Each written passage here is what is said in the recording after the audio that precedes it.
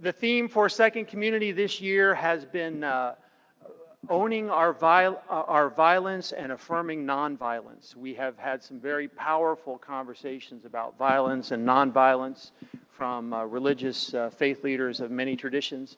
And tonight we are very, very pleased to have Imam Omar Suleiman, who his title for the evening is Islam to Blame for ISIS? I think we probably know the answer to that question before we start.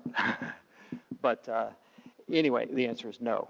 And so I am so pleased to know Imam Suleiman and to call him a friend for the last several years. I believe we first met at a vigil for against gun violence down at the Martin Luther King Center. We have bumped into each other at various marches. He is really becoming quite one of the most influential faith voices in Dallas, Texas, in my opinion, frankly, in the nation, and shows up for stuff. He shows up and speaks up and on various causes.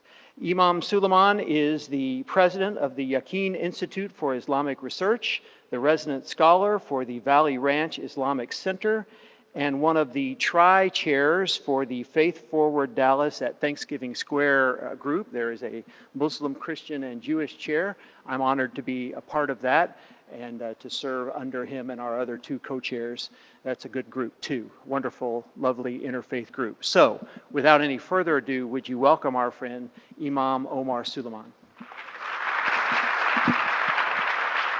Good evening, everyone. It is an honor to be here and to see this type of crowd. I honestly wasn't expecting this type of crowd. So many people to come out at an event like this. It's a testimony to the leadership of this church. It's a testimony to the history of this church. It's a testimony to the goodness that exists in each and every single one of you to come listen to me speak tonight. And I wanted to say a few things. Eric is a wonderful friend, and he's a wonderful faith leader in Dallas as well. I'm certainly undeserving of many of the things that he said. I stand in solidarity with him tonight in not wearing a tie. I told him that I usually wear a tie, but as I was getting dressed for the event, I was like, I don't think I've ever seen Eric wear a tie. So I said, I'm not going to outdo him at his church, you know. So I decided to dress only up to what Eric would wear, but all right. It's a pleasure to be here, and I would like to seek your forgiveness from the very beginning because I'm going to speak with some bluntness. Obviously, we live in very troubling times. We live in times where the rhetoric has become more and more destructive, and I actually plan on opening my heart today as a Muslim, and my guess would be that the Muslims that you see scattered in the crowd would be nodding their heads when I echo some of the sentiments that we feel as a Muslim community. I used to not get offended by the question, do you condemn terrorism? Do you condemn ISIS? Do you condemn Al-Qaeda? That question used to be a simple question, and the answer used to always be no, and it continues to be no. But somewhere along the line, I started to get offended by that question because I started to realize that the place from where that question comes sometimes is a very bigoted place. That for you to even have to ask me, a New Orleans boy, born and raised in New Orleans, I'm an immigrant from Louisiana, here in Texas, for you to ask me that question means that in many ways you may have ingested many of the stereotypes that are present in the media today that are very ugly, and that continue to push a narrative that is simply untrue. And in many ways, we found ourselves, even in the political discourse, in this battle between the good Muslim and the bad Muslim. And I remember meeting a faith leader, and as that faith leader introduced me to his wife, he said, "Don't worry, he's one of the good ones."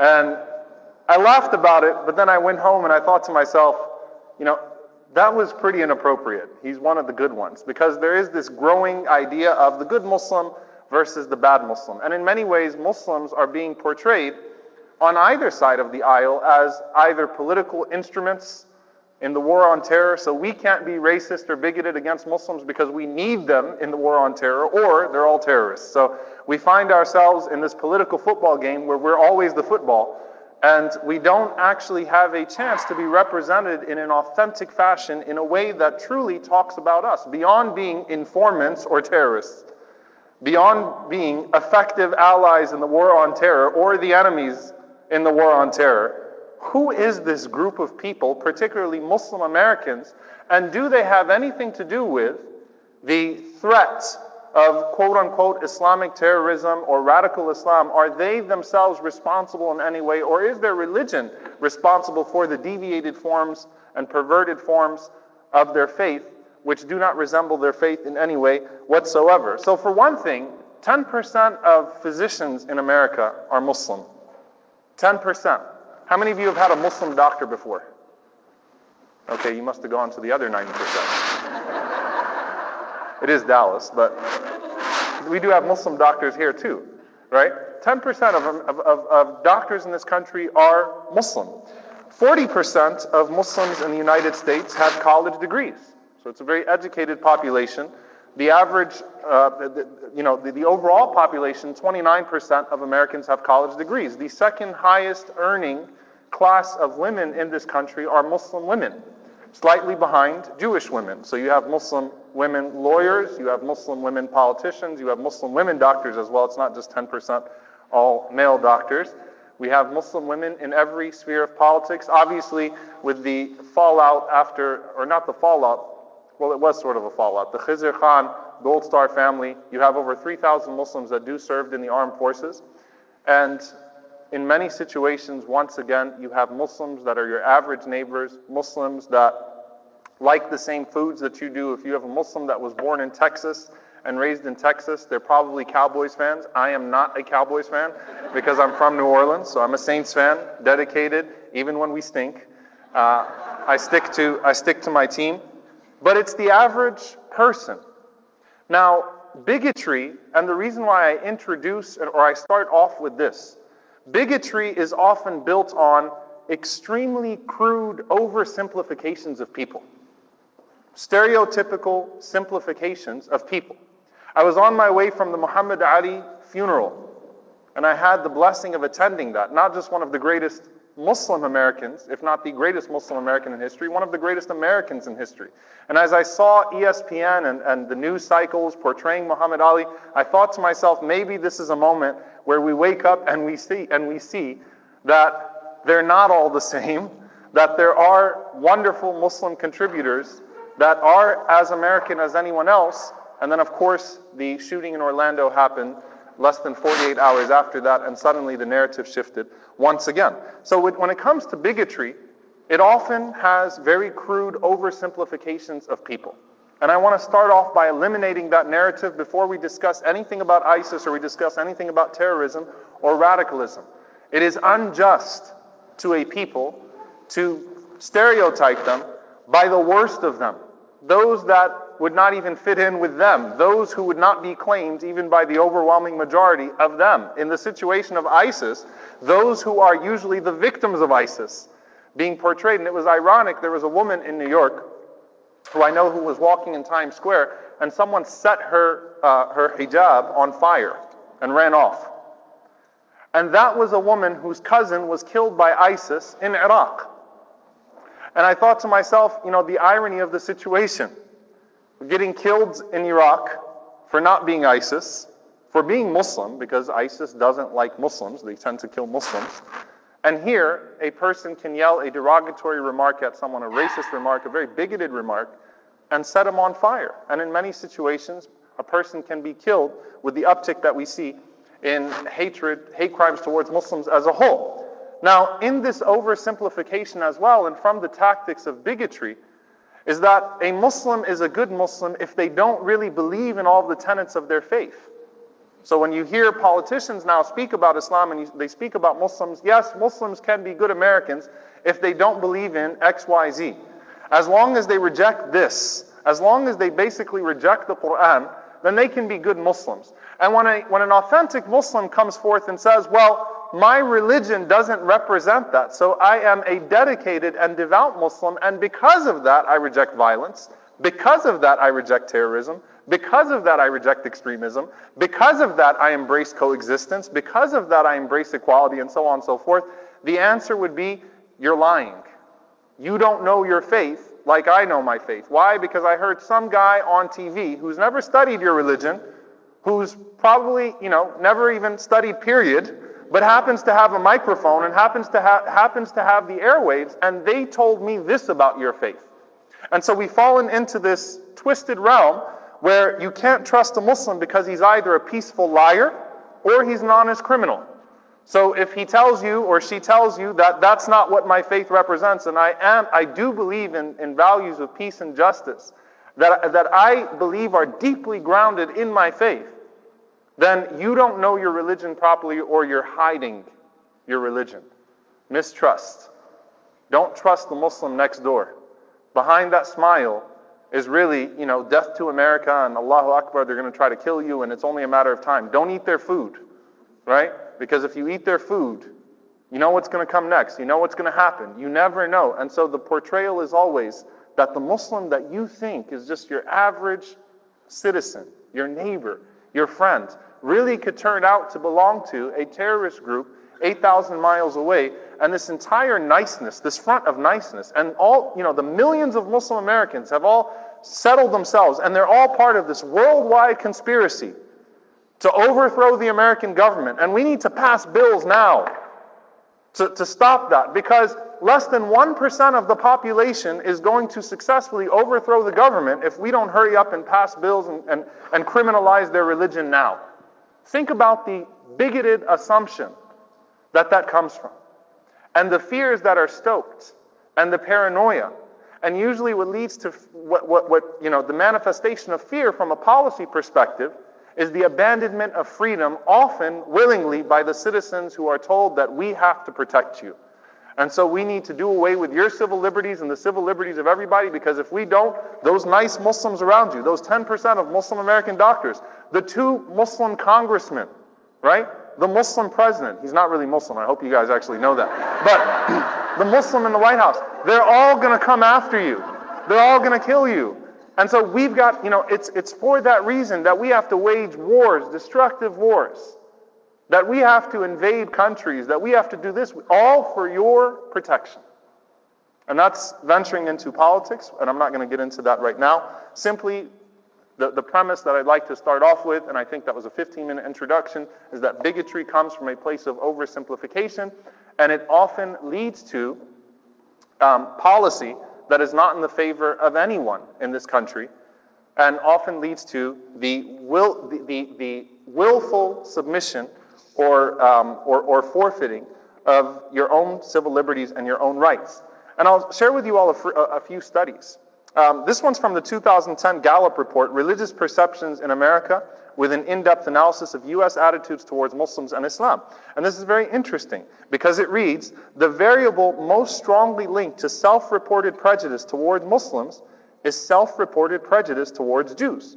Respondents who say they feel a great deal of prejudice or extreme prejudice towards Jews are about 32 times as likely to report feeling a great deal of prejudice towards Muslims. So bigotry comes from a familiar place. And what we often see, which by the way, in the last 4 years, the membership of the Ku Klux Klan has gone from 5,000 to 8,000, that many of the groups that promote Islamophobia also promote anti-Semitism, also promote white supremacy, also promote very, very ugly things about black people in this country, about Mexicans and Latinos, and so on and so forth. In fact, Pamela Geller, a prominent Islamophobe who held the event in Garland, last year, she has actually written an article arguing that Barack Obama is Malcolm X's love child. She actually believes that. And there are people that would actually believe that. So bigotry often comes from a familiar place, and we have to call it out as we see it. Now, there are a few things that also come as a result of this. Number one, it's dangerous. And according to the FBI, the only group in 2015 which had an uptick in hate crimes against it is the Muslim community. We're the only faith community, according to the latest study that was reported in the Washington Post, that's more unpopular than atheists. Brookings poll showed that 61% of Americans hold an unfavorable view of Islam, and 46% hold an unfavorable view of Muslims. Now, here's the other thing that study showed, that roughly 1/2 of Americans, 50% of Americans, say they don't know any Muslims. So what does that tell you? Fear also comes from a place of ignorance. And at times it's as simple as asking that Muslim that you see, can you tell me about your religion? And trust me, we love that. It is so amazing, you know, amongst all the go back homes and the middle fingers and the, you know, people yelling things at Muslims when they're coming out of a grocery store or you know, at a restaurant with a rude waiter. When someone comes up to a Muslim or goes up to a Muslim and says, hey, I want to ask you a question about your faith, right? Now don't do that to a Sikh, because unfortunately Sikhs have been on the receiving end of many of the hate crimes that are directed towards the Muslim community because people think they look like Muslims, right? Which shows you again how base the ignorance of our community truly is.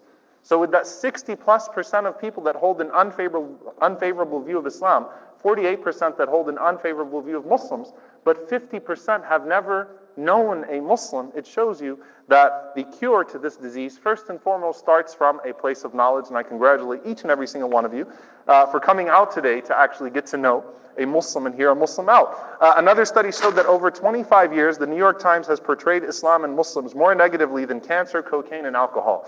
So we're in good company.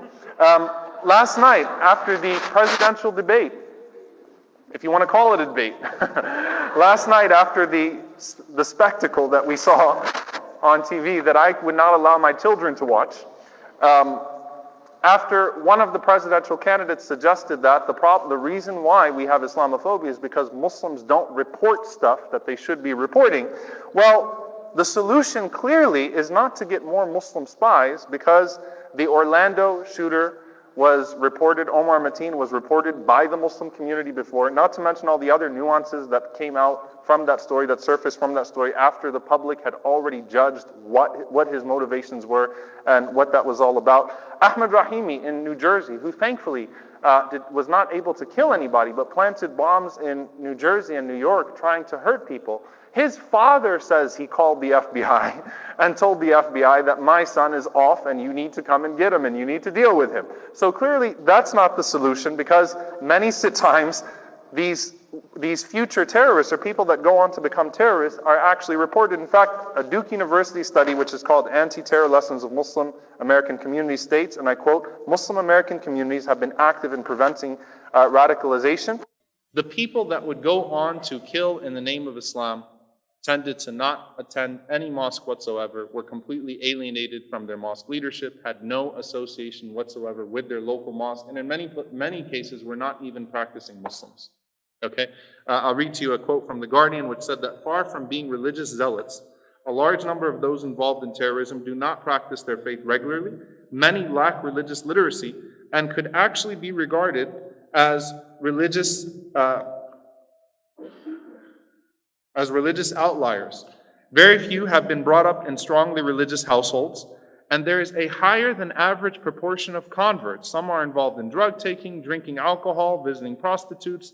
The MI5 says there's evidence that a well-established religious identity actually protects against violent radicalization, meaning there's a significant connection between a person going to their mosque and being attached to their leadership in this country. There's a significant connection not between that and radicalization, but rather the opposite. That Muslims that have a well-established identity and that are going to a place of worship, that are going to their mosques, that associate with their congregation, that are not involved in drugs or prostitution or those types of things, are often, or are most of the time, not the ones that would be prone to radicalization. Rather, radicalization takes place on the internet usually after many other factors that go into it. So the question is fear of Islam and Muslims rational? According to Gallup, half of Americans are scared of being victims of terror. Now, according to Gallup as well, you're more likely statistically to be shot by a toddler than by an Islamic terrorist. So the solution, first and foremost, is to make sure that we deport all toddlers and we don't let any of them in this country anymore. Because clearly they pose a legitimate statistical threat. You're also more likely to be killed by your furniture than by a Muslim in this country. That's not to completely downplay the threat, but that's to say that you need to watch your couch, you need to watch your bed, because you don't know what it's planning to do against you. Now, there are a few studies on a serious note. There's a study of 1,000 Americans in the weeks after 9/11 that showed that the average person believed that they had a 20% chance of being injured in a terrorist-related incident in the next year. But they would not have faced that even if there was a 9/11 every day for that year. This is from David Cole, who wrote Less Safe, Free 194. These are all statistical things, and I'll just go through them for a reason. Between 1980 and 2005, only 6% of terror attacks in the US were by Muslims.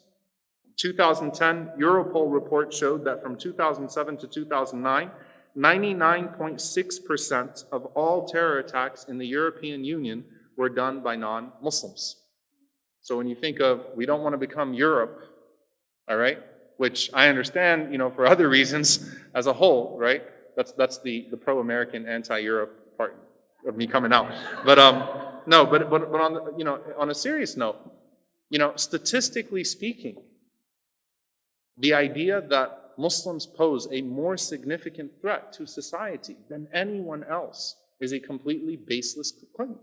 That's not to downplay the threat of radicalism. It's not to downplay the threat of terrorism. However, are we looking at all forms of terrorism equally? Are we looking at all mass shootings equally? There were over 300 mass shootings in the year 2015. 2 of them were done by Muslims. Are we analyzing the facts properly, or are we analyzing them through the prism that is given to us by our favorite cable news network?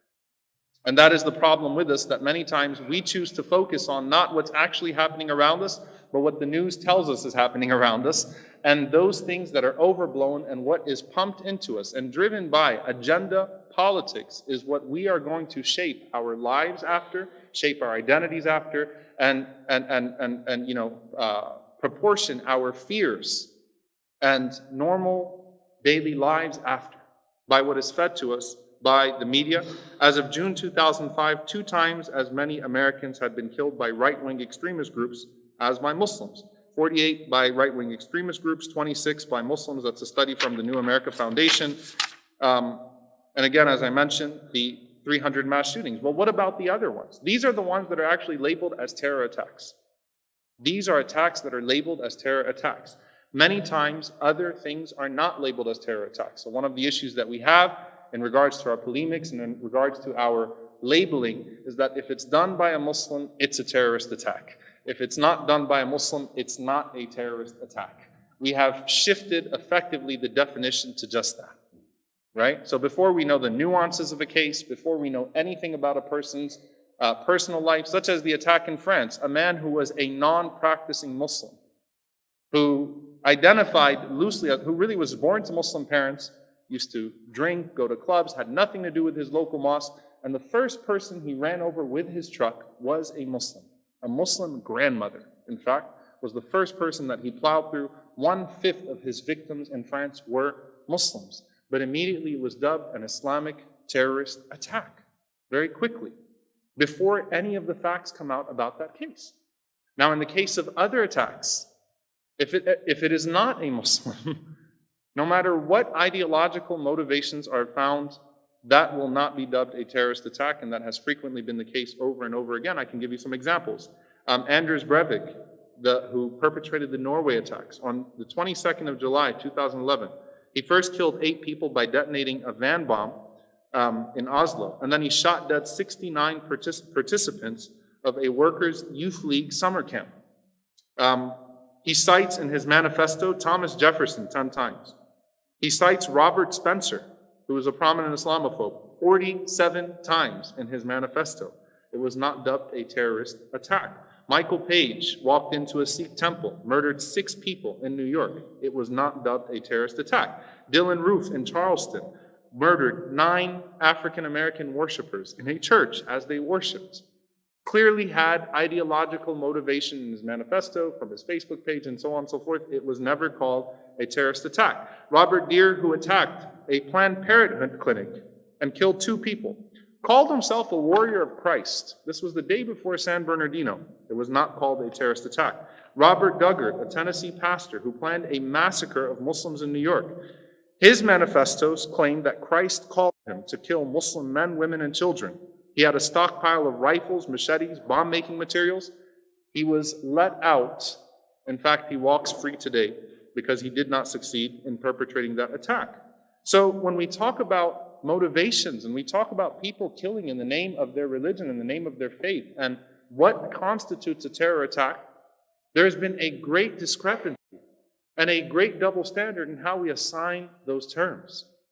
And not only does that frustrate the Muslim community, it portrays a very inaccurate picture of our society as it exists today, where we focus and we hijack the fears that are manufactured by our politicians to move this country to a place that we have been before, which we don't want to go back to, where people have the right to not only, discriminate without being held accountable, not only make bigoted and racist remarks and profile without being held accountable, but we move to a discourse where we can openly speak about internment camps and we can speak about racial profiling, and that has devastating consequences, not just on our generation, but on the generation that's coming up.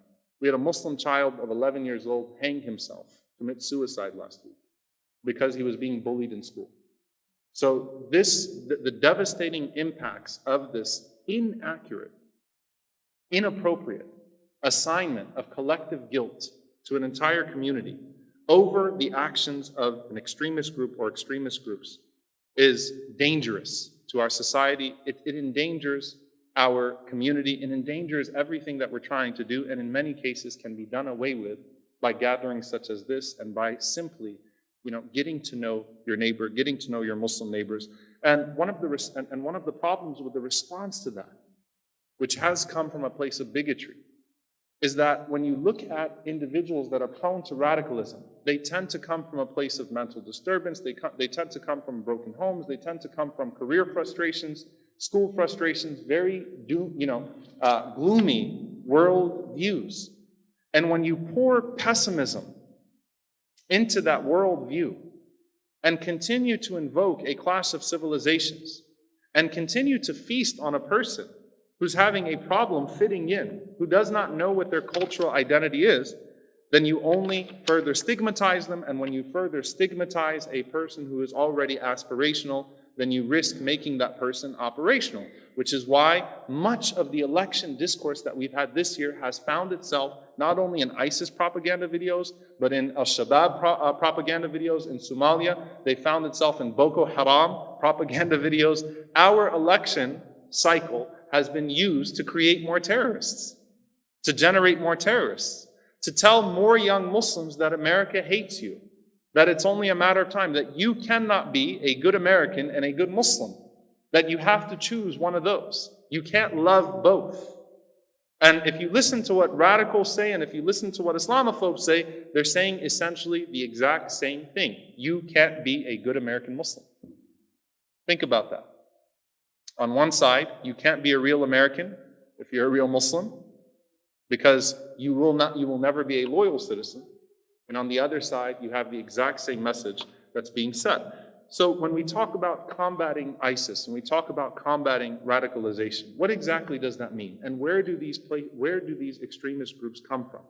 I want to refer to you for reading Dying to Win, a book called Dying to Win by Robert Pape, where Robert Pape examined more than 2,200 suicide attacks across the world from 1980 to the present.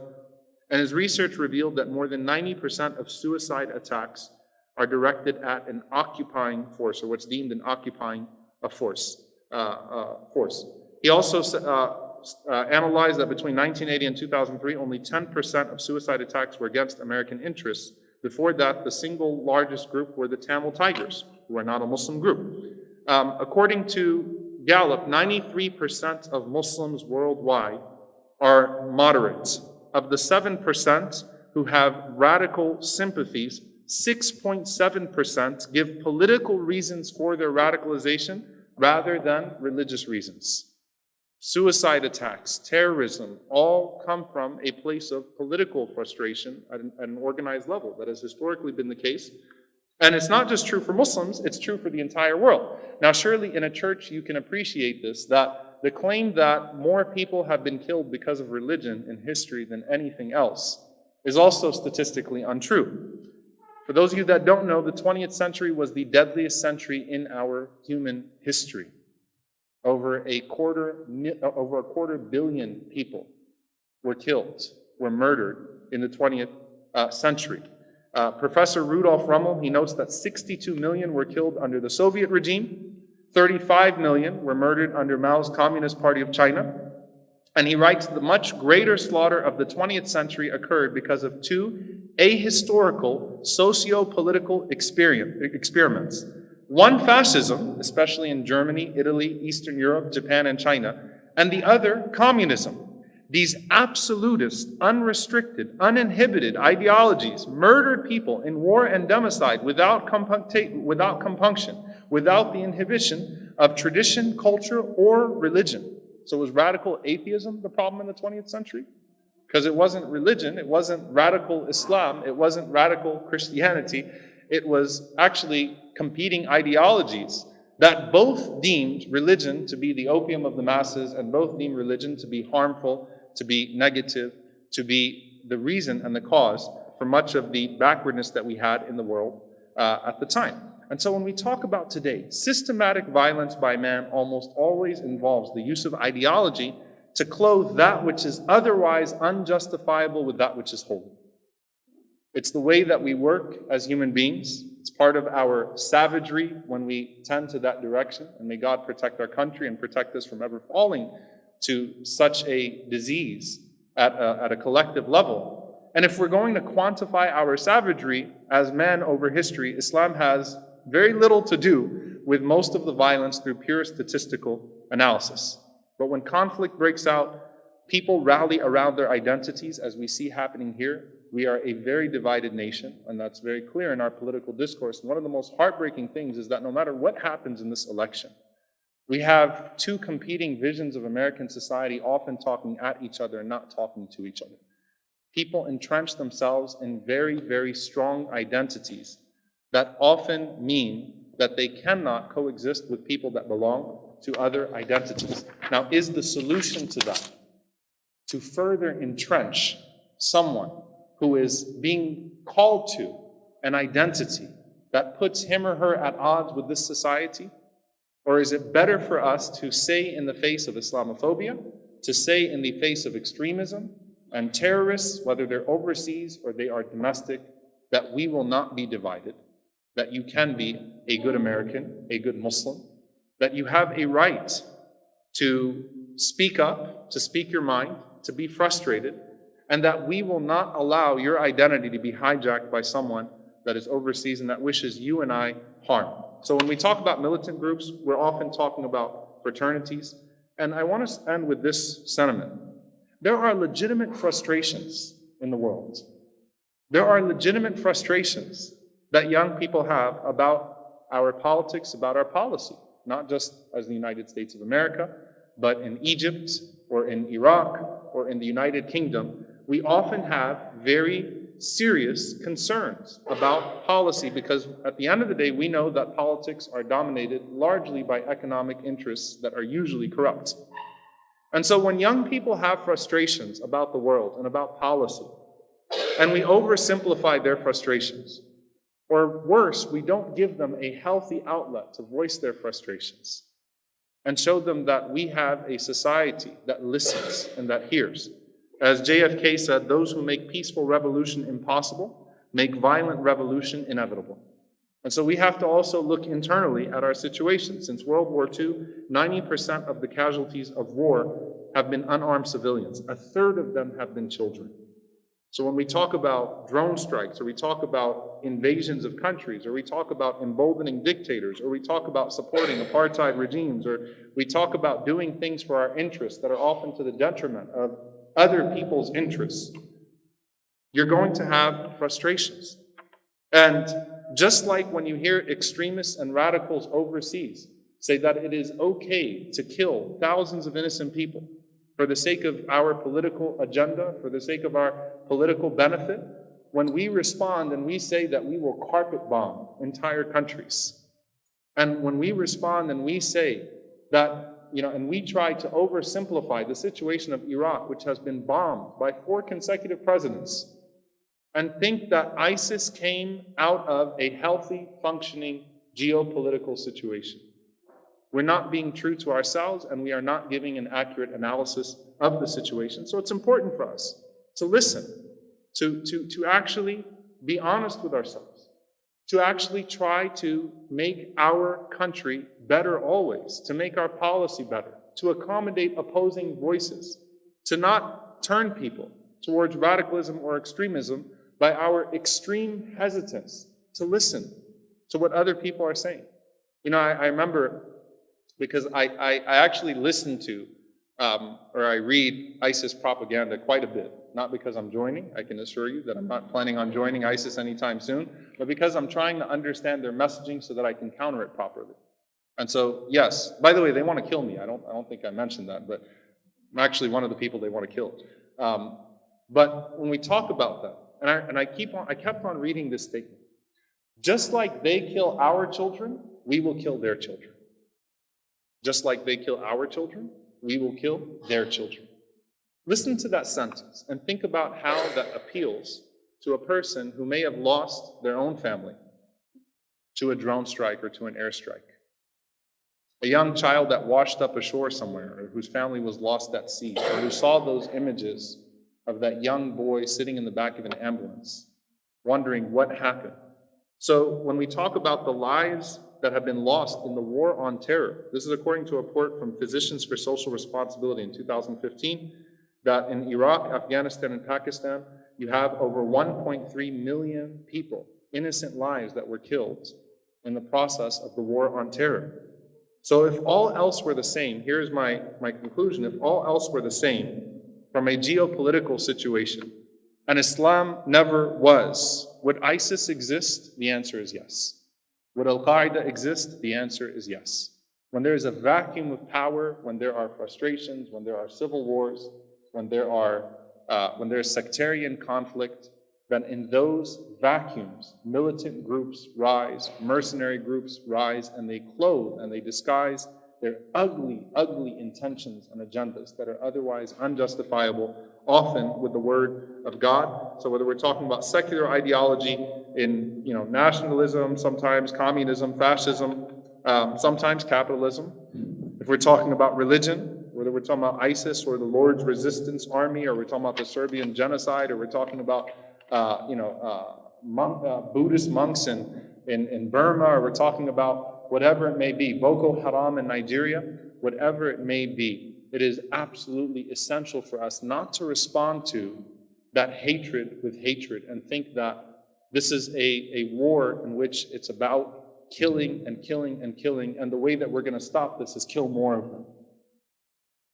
All right? The response to children being killed is not we need to kill more children, it's that we need to stop the killing of children. Is that we need to have a consistent voice against the killing of innocent people. And we need to look to the root causes of wars and divisions, terrorist groups, extremist groups, and we need to hit at those extremist causes. And we need to not allow illegitimate groups to manipulate legitimate emotions. We need to not allow groups or agendas that manipulate vulnerable people and that take advantage of vulnerable people and in their desperation turn them to a path of no return that is detrimental to them, to their families, and to everybody around us. And that's something that I hope we maintain across the board here in our American society. If we love this country deeply, then it's not just about whether or not your candidate wins. It's about what our future is and what type of country we're leaving behind for our future generation. That's why I'm pleased to call Eric a friend and a partner, and so many faith leaders that are coming together as well to say we want to make Dallas a model city of coexistence. We want Dallas to be a city that people can look at and can say overcame its societal ills. Yes, we're up against many pessimists who would call themselves realists. We're up against quite a bit when we talk about the cycle, because what often happens is that America is inherently in a culture war.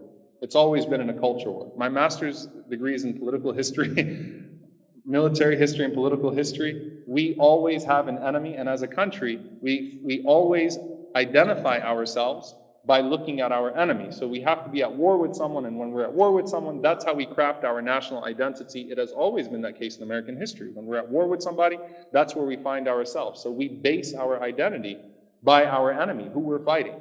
Right now, it's the Islamic radical threat on the outside, right?